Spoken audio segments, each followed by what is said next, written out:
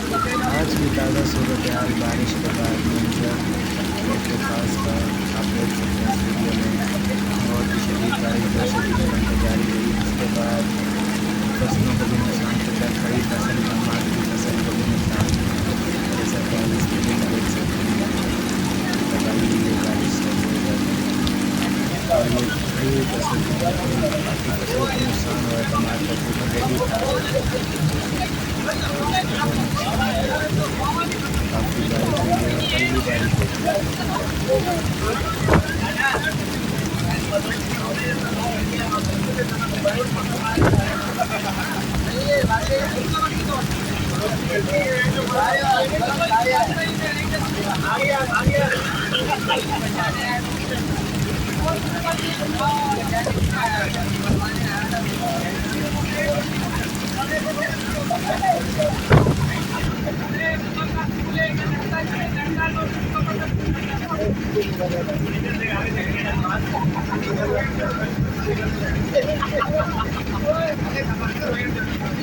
ये आप देख सकते हैं काफ़ी फसल तबाह हो चुकी है, तकरीबन टमाटर की धनिया की फसल की काफ़ी हाइट पे चलना पड़ा। ये सारा बारिश की वजह से, हवाओं की वजह से बैठ गया था।